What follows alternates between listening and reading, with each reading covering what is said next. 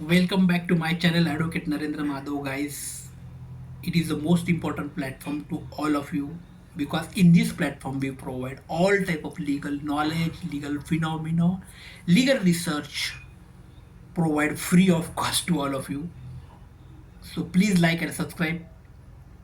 ये जो प्लेटफॉर्म है ना, आम जनता के लिए ही बना है। आम जनता को कानून की पूरी तरह से जानकारी पहुंचाना, यही दायित्व और यही कार्य लेकर हम आगे बढ़ रहे हैं और हमारे चैनल को चला रहे हैं। तो आपका भी दायित्व बनेगा, लाइक करना है, सब्सक्राइब करना है। दोस्तों, पिछले पार्ट में हमने live in relationship and there importance, legal aspect in India के बारे में बात किया है। आज के पार्ट में उसके आगे भी बात करने वाले हैं कि सोशल मोरालिटी और legal morality live in relationship में कैसी सुनिश्चित की गई है और माननीय सर्वोच्च न्यायालय ने लीगल मोरालिटी और सोशल मोरालिटी को किस तरह से एक संवैधानिक मूल्यों में सुनिश्चित करने का कार्य किया है। Now the supreme court has drawn clear distinction between social disapproval, legal permissibility. The law protects individual liberty even if a society disapproves of such choices. Supreme Court has drawn a clear distinction between the social disapproval, legal permissibility. जो मैंने पहले ही ये कहा है कि भारतीय सामाजिक जीवन में संस्कार और सभ्यता का बहुत ज़्यादा महत्व सुनिश्चित किया गया है और संस्कार और सभ्यता के महत्व के तहत ही भारतीय समाज जीवन में विवाह का बहुत ज़्यादा महत्व आता है। ये सिर्फ हिंदू लॉज के तहत ही नहीं, लेकिन ऑल कम्युनिटीज़ या ऑल रिलीजन्स के भी लॉ हमने देखेंगे, जैसे कि पारसी लॉज हो, क्रिश्चियन लॉज हो, मोमेडियंस लॉज हो, हर एक के पर्सनल लॉज में विवाह का बहुत ज़्यादा इम्पोर्टेंस महत्व दिया गया है। इसके बावजूद अगर कोई major person, major two couples live in relationship में रहते हैं तो उसे सोशल फिनोमिना में और सोशल बैकग्राउंड में उन्हें बहुत ज़्यादा लोगों का देखने का जो अंदाज होता है वो अलग सा होता है। जो लोगों का देखने का नज़रअंदाज चेंज हो जाए, इसके लिए माननीय सर्वोच्च न्यायालय ने उसे सोशल मोरालिटी के साथ साथ लीगल मोरालिटी भी सुनिश्चित की गई है। तो सोशल डिसप्रूवल जो है वो बहुत ज़्यादा ज़रूरी हो जाता है।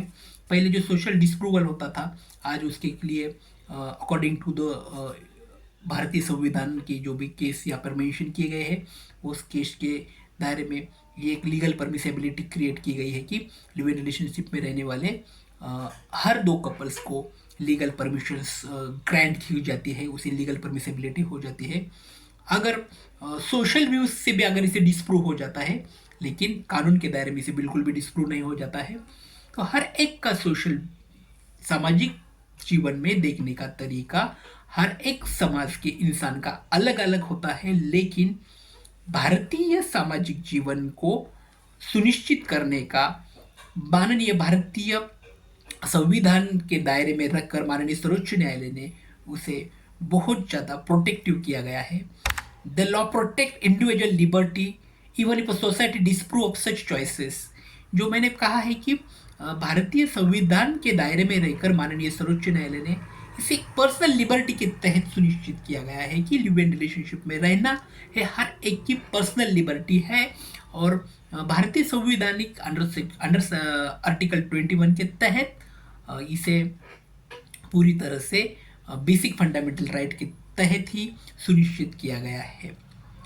लेकिन जो सामाजिक दायित्व जो होता है वो अलग होता है।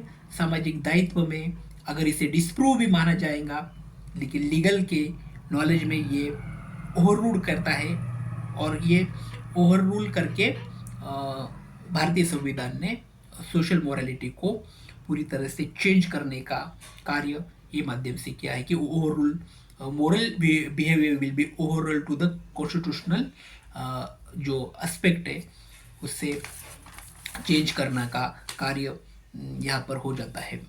इसके बाद भी हम पुलिस और स्टेट का इंटरफेरेंस जो है इसके बारे में देखेंगे कि पुलिस और जो स्टेट राज्य सरकार है इसका किस तरह से इंटरफेरेंस इस लिव इन रिलेशनशिप में रहने वाले पार्टनर्स में हो जाता है। Police authorities cannot harass or interference in a constitutional live-in relationship between the adults. Any such interference violates fundamental rights. We know that police authority cannot harass or interference in a consensual relationship between the adults. Those who have live-in relationship partners, police authority or state government cannot harass them, because राज्य सरकार का और police department का ये कार्य है कि जो भी लिव इन रिलेशनशिप में रहने वाले पार्टनर हैं, कपल्स हैं, उनको पूरी तरह से सुरक्षा देने का कार्य गृह विभाग का है, राज्य सरकार का है। और पुलिस डिपार्टमेंट बिल्कुल भी उनको हरेश नहीं कर सकती है। और साथ ही साथ राज्य सरकार का भी ये कार्य है, ये ड्यूटीज है स्टेट गवर्नमेंट की। They follow the personal liberty of each and every individuals of the state. तो ये भी सुनिश्चित यहाँ पर किए गई है। और इससे प्रैक्टिकल लीगल चैलेंजेस जो है उसके बारे में हम थोड़ा आज बात करने वाले कि लिव इन रिलेशनशिप में रहने वाले बहुत ज़्यादा कपल्स है, लेकिन प्रैक्टिकल लीगल जो चैलेंजेस है वो चैलेंजेस जो होता है उसके बारे में बात करेंगे। Despite judicially clarify challenges remain. First, lack of documentary proof. Second, misuse allegation. Third, social stigma.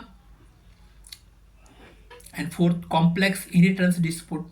To avoid dispute, couples में execute a live in relationship agreement.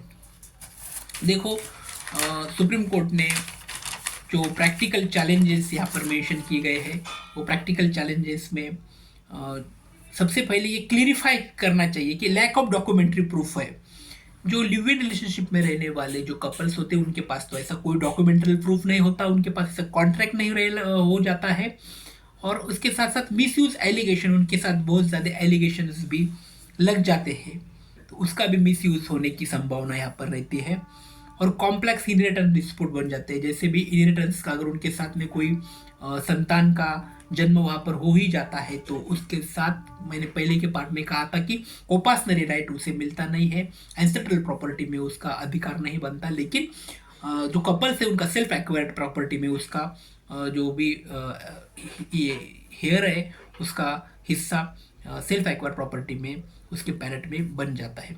तो कॉम्प्लेक्स इनहेरिटेंस डिस्प्यूट बन जाते हैं। तो ये सब डिस्प्यूट है, जैसे लैक ऑफ डॉक्यूमेंट्री प्रूफ है, मिसयूज ऑफ एलिगेशन है, सोशल स्टिग्मा है और साथ ही साथ कॉम्प्लेक्स इनहेरिटेंस डिस्प्यूट है। उसे अगर अवॉइड करना है तो कपल्स में execute live in relationship agreement, अगर इसे अवॉइड करना है तो हर एक कपल्स ने लिव इन रिलेशनशिप की एग्रीमेंट करना बहुत ज़्यादा ज़रूरी है।